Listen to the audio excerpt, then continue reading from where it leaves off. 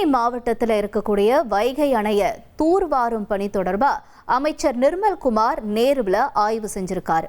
தொடர்ந்து செய்தியாளர்கள் கிட்ட பேசிய அமைச்சர் நிர்மல்குமார் வைகை அணைய தூர்வார அனுமதி கோரி மத்திய சுற்றுச்சூழல் அமைச்சகத்திற்கு தமிழக அரசு கடிதம் எழுதியிருக்கிறதா சொல்லியிருக்காரு. அதை பார்க்கலாம்.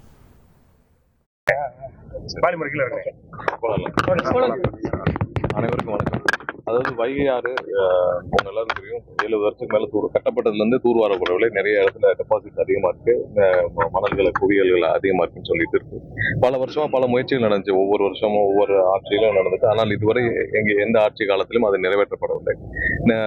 கடந்த ஒரு வாரமா இது சம்பந்தமான ஆய்வுக் கூட்டங்கள் நிறைய நடந்திருக்கும். அதுல இருந்து 18% 20% வரைக்கும் இப்ப டெபாசிட்ஸ் இருக்கும். அதாவது நீர்பிடிப்பு பகுதிகளில் டெபாசிட்ஸ் இருக்கும்னு சொல்லி ஒரு கால்குலேஷன்ஸ் சொல்லியிருந்தாங்க. ஸோ அதில் உடனே தூர்வார பணியில இப்போ வரைக்கும் ஆய்வுகள் நடந்துட்டு வருது. ஸோ ஆல்ரெடி இதற்கான மத்திய அரசுடைய ஒன்றிய அரசுடைய ஒப்புதலையும் கேட்டு 2 நாட்களுக்கு முன்னாடியே நம்ம தமிழக அரசு சார்பாக அதுக்கான அனைத்து கடிதமும் அனுப்பப்பட்டது.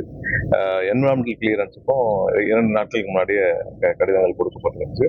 இதுல ஏற்கனவே போட்ட ஆர்டர் பெண்டிங் இருக்கு. அதாவது 8 வருஷம் முன்னாடி போட்ட ஆர்டரும் அப்படியே இருக்கு. ஸோ அதனால புதிதாக ஆர்டர் போட்டதுக்கான வேலைகளும் பண்ணிட்டு நடந்திருக்கு. முழுசமா ஆய்வு பண்ணிட்டு இது எத்தனை வருஷம் இதை நடத்தணும்னு, எத்தனை வருஷம் இதை மொத்தமாக நம்ம தூர்வாரும் பணிகள் எத்தனை வருஷம் நடக்கும் சொல்லி பார்த்துட்டு இருக்கோம். இப்போ இதுவரை விவசாயிகளுக்கு மட்டும் மண்டல் மண் அவங்களுக்கு தேவையான மணல் எடுக்க எல்லாருக்கும் அப்ரூவல் இருக்கு. ஸோ அதுபடி எடுத்துட்டு இருக்காங்க. பட் அது போதுமானதாக இருக்காது.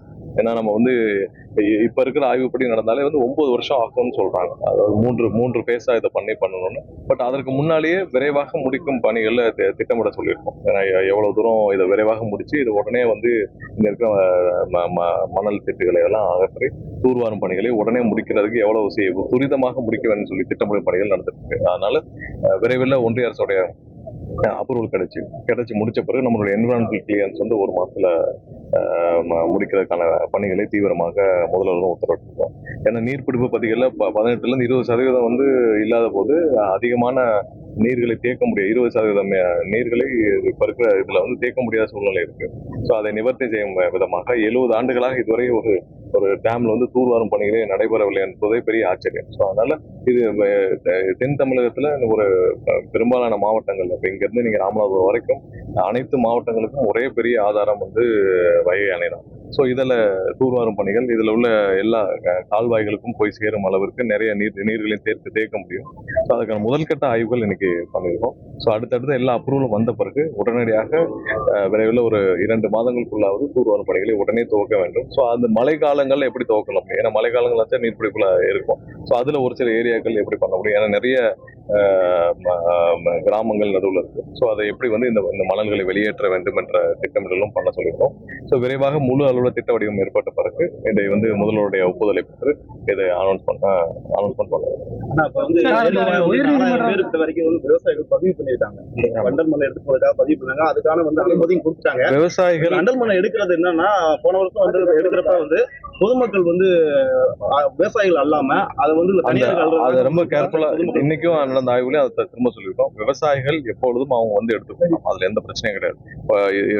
பதிவு செய்யப்பட்ட விவசாயிகள் எல்லாரும் எப்போ வேண்டாலும் இலவசமா எடுத்துக்கொள்ளலாம். அவங்களுக்கான முழு அனுமதி இருக்கு. வண்டல் மண் எடுத்துக்கொள்ள முழு அனுமதி இருக்கு. எப்போ வேணாலும் எடுத்துக்கலாம். அதுக்கான இது இருக்கு.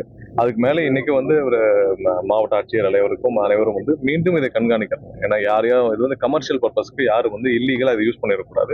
அது இப்ப கமர்ஷியல்னாலும் அது அரசாங்கத்திற்கு போக வேண்டிய தவிர்த்து வேற யாருக்கும் தனிநபருக்கு அந்த எந்த விதத்திலும் அவர்கள் இல்லீகலா விவசாயிகளுக்கு கொடுக்க வேண்டிய இடத்தை வாங்கி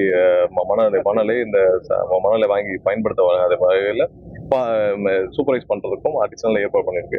ஸோ ஏதாவது ஸ்பெசிபிக் கம்ப்ளைண்ட் யாராவது தனிநபர்கள் அந்த மாதிரியான இது பயன்படுத்தினாங்கன்னா அவங்க மீது கடுமையான நடவடிக்கை எடுப்போம். நாங்கள் தயங்க மாட்டோம். 1,31,00,000 மனங்களை வென்ற தந்தை டிவி யூடியூப் சேனல்.